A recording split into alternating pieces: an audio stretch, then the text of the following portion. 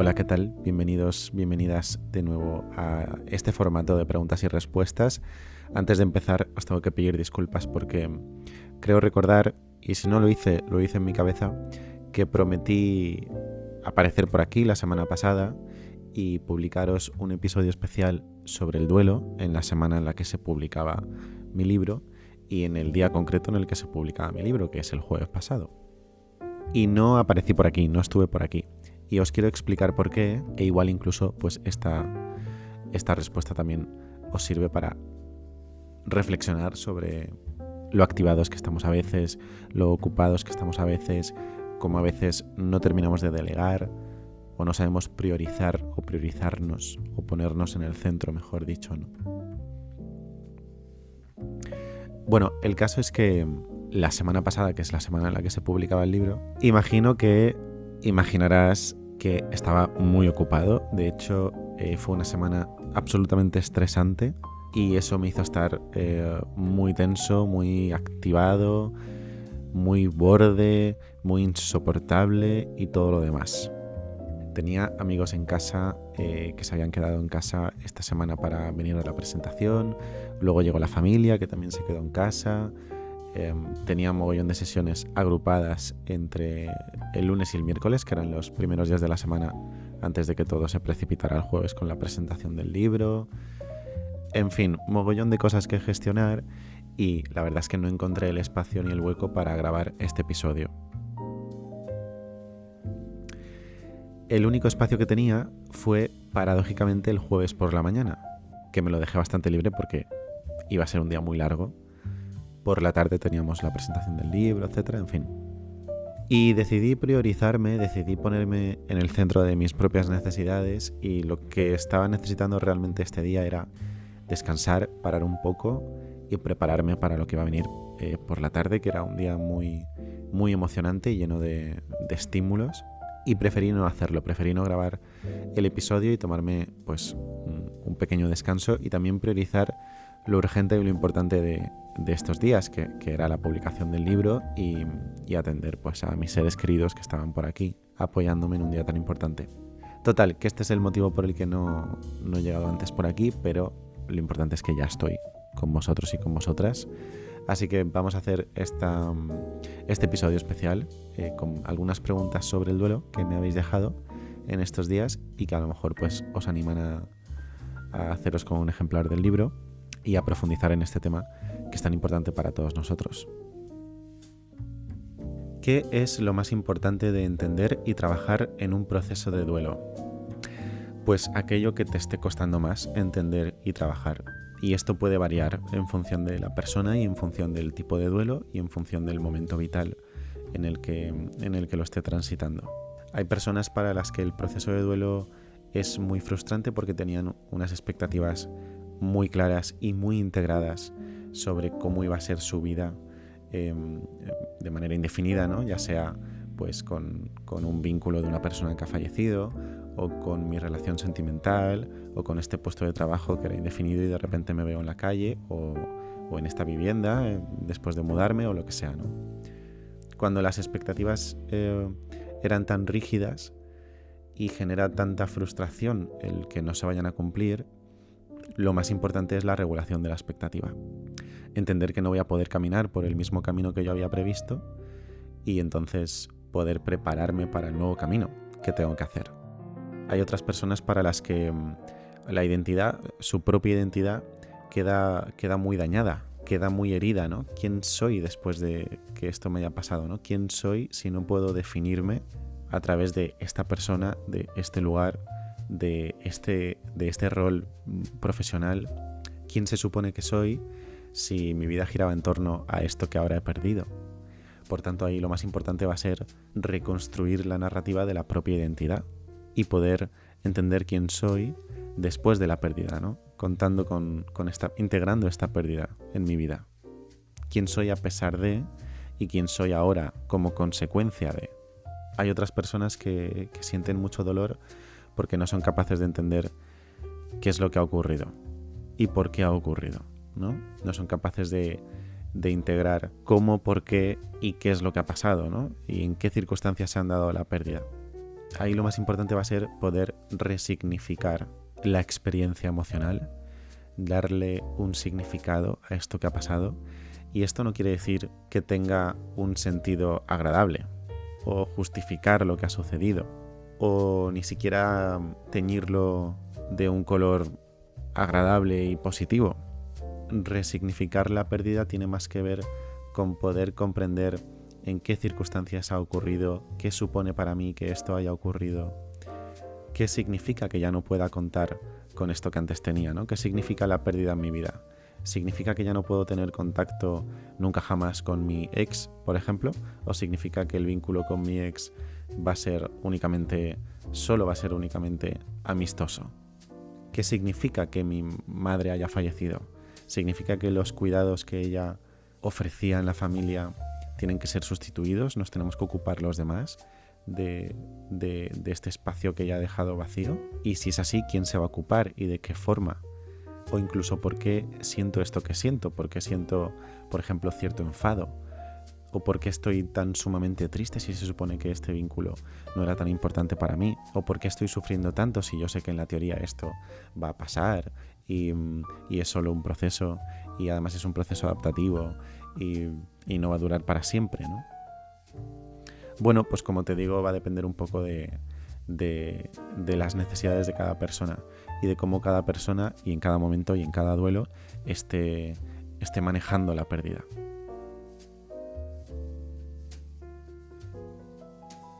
Bueno, tengo otra pregunta por aquí que dice así: en el duelo el objetivo es convivir con la pérdida, pero ¿cómo haces para que tu vida tenga un nuevo sentido desde ese momento? Creo que muchas personas cometemos el error cuando transitamos un duelo de creer que darle un sentido a nuestra vida después de la pérdida tiene que ver con dejar de sufrir y tiene que ver con no sentir dolor y con no echar de menos. Y creo que la pregunta está muy bien formulada porque empieza planteando esta cuestión tan obvia para algunos y para otros no tanto, ¿no? Que es que en el duelo el objetivo, el procesamiento emocional consiste en aprender a convivir con esa pérdida, poder integrar esa pérdida en mi vida y poder vivir a pesar de ella. Partiendo de ahí, si integramos de manera profunda esta idea, va a ser mucho más fácil hacer todo lo demás. Va a ser mucho más fácil transitar las emociones desagradables, va a ser mucho más fácil conectar con la pérdida cuando surja, va a ser mucho más fácil construir un nuevo sentido a nuestra vida después de la pérdida. Y este nuevo sentido va a ser estrictamente personal y particular. Va a depender muchísimo de cada uno de nosotros, de quienes seamos cada uno de nosotros. Por ejemplo, cuando hablamos de un fallecimiento, de un duelo por fallecimiento, para las personas que sobrevivimos alrededor de esta muerte, puede tener mucho significado y mucho sentido para nosotros poder utilizar de una forma práctica, de una forma útil, incluso de una forma solidaria, el legado que ha dejado la persona que se ha ido.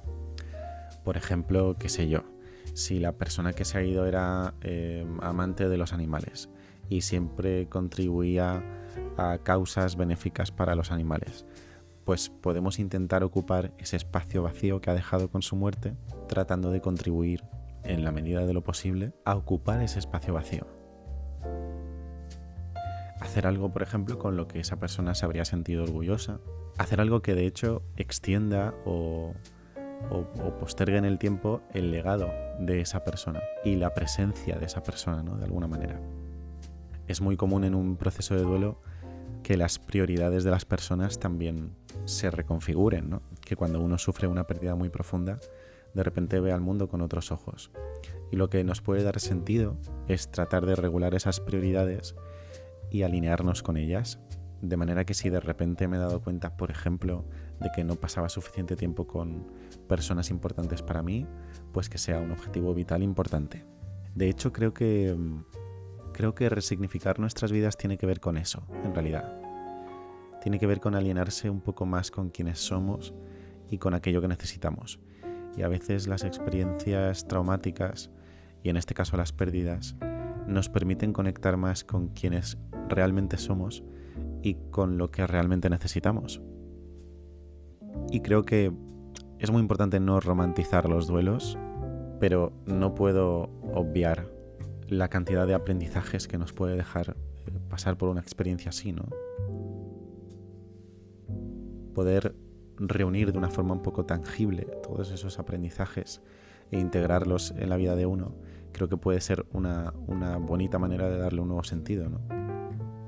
Y luego también entender que nuestra mesa tiene muchas patas, aunque no lo creamos.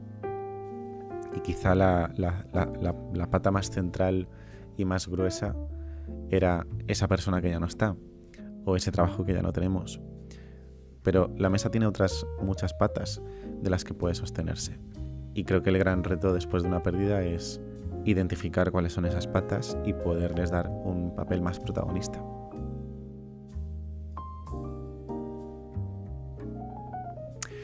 ¿Cuál sería tu recomendación a pacientes que padecen una patología de por vida? Epilepsia en mi caso, siendo muy joven, 24 años. Pues fíjate que soy muy pesado con el tema del duelo, pero es verdad que esto es otra forma de conceptualización del duelo, porque la pérdida de la salud es un duelo en sí mismo, porque uno espera tener una vida de una determinada manera y las implicaciones que tiene la enfermedad en la vida de uno afecta a muchísimos ámbitos, afecta a la identidad propia y a la cotidianidad de nuestra vida, y por lo tanto hay que elaborar toda esa ruptura de expectativas para poder procesar este nuevo diagnóstico. Por supuesto, te recomendaría que te acompañes de los profesionales de la salud más adecuados para esto, de los médicos que imagino que ya estarás en manos de ellos, ¿no? Si tienes el diagnóstico, tendrás una medicación, tendrás unas pautas para atender a las implicaciones que tiene esta patología en tu vida. Creo que puede ser muy interesante, por un lado, como te digo, entender este proceso como un proceso de duelo, despedirse del antiguo yo o de lo que esperaba o de la vida que esperaba tener antes del diagnóstico, y entender que el diagnóstico es enfrentarse a una nueva realidad con nuevas implicaciones, hacer toda esa integración. Y luego en paralelo te invitaría al mismo tiempo a acompañarte de otras personas que sufran también esta patología. Si no conoces a nadie, que te acerques a asociaciones, a grupos de autoayuda. Creo que en tu caso sería especialmente oportuno que te acercaras a asociaciones, a grupos de autoayuda, a contextos, lugares, congresos, conferencias, a todos esos contextos en los que vas a encontrar a personas que tienen tu misma patología, que han pasado por lo mismo que tú, que han tenido que asumir un diagnóstico como este, sobre todo para acercarte a la vida con este diagnóstico, ¿no? A saber qué implicaciones tiene, más allá de las implicaciones médicas, ¿no? En la cotidianidad, ¿vale? ¿Cómo se vive con esta patología? ¿Qué implicaciones tiene? ¿Cuánto me va a afectar? Contar cómo ha cambiado su vida o cómo de parecida es a la anterior, ¿no? Muchas veces las enfermedades, las patologías llegan a nuestra vida como una oleada muy grande que arrasan todo ese futuro que habíamos proyectado, y luego con el paso del tiempo nos damos cuenta de que integrando pequeños cambios, pequeñas implicaciones, uno puede tener una vida lo más normal posible. ¿Cuánto del futuro que yo proyectaba se va a poder cumplir o qué áreas tengo que cuidar ahora, ¿no? ¿Cuántas cosas no me imagino que me pueden contar ellos y ellas sobre lo que han vivido después del diagnóstico?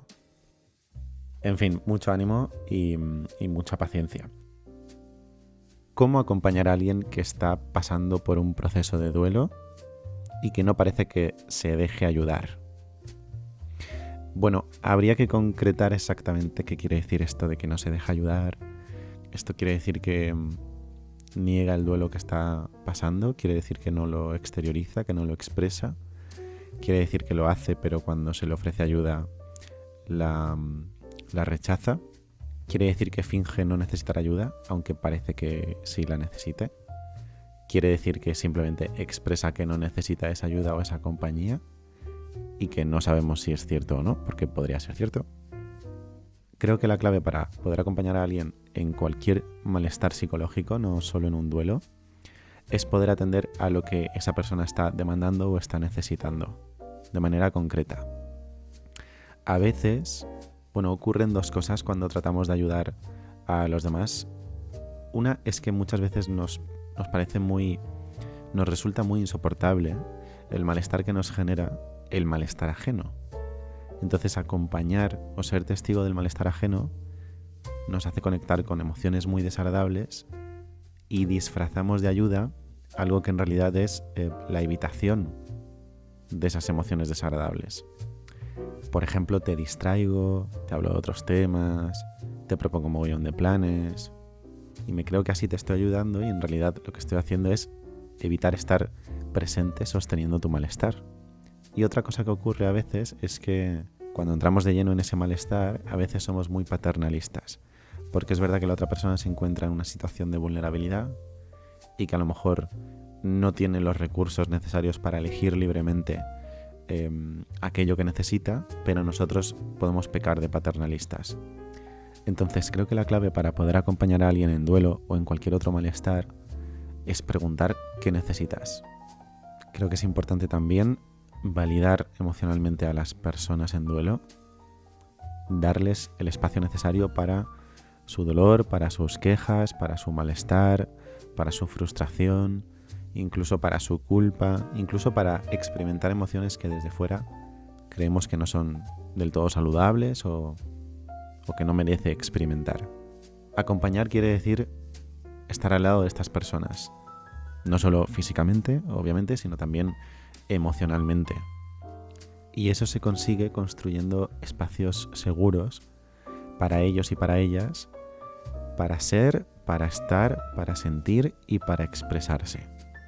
Un espacio seguro es un lugar en el que no hay espacio para el juicio, es un lugar donde hay validación, es un lugar donde hay escucha, es un lugar donde se ponen las necesidades de la otra persona en el centro y es un lugar en el que se sostiene el malestar del otro.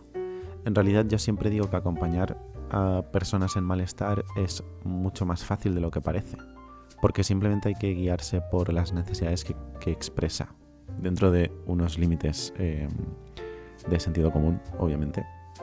Pero al final se trata de poder estar disponible para ellos y para ellas.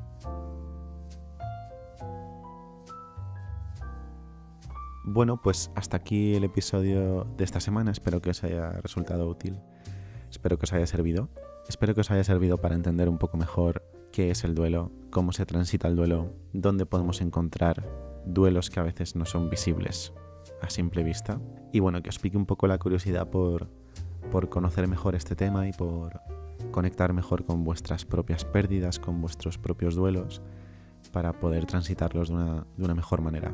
Ya sabéis que, desde hace una semana mi libro, Hazle un hueco al dolor, está disponible en todas las librerías de España, en Amazon, Casa del Libro, FNAC, El Corte Inglés y todas las demás. Y creo que es una herramienta útil para poder profundizar en todo esto. Espero que si os apetece haceros con un ejemplar, lo leáis con el cariño con el que lo he escrito, os llegue esa sensibilidad y realmente os ayude en vuestros propios procesos y os ayude también a acompañar mejor a los demás. Un abrazo enorme, nos seguimos escuchando el próximo martes con un nuevo episodio y próximamente con nuevas preguntas y respuestas.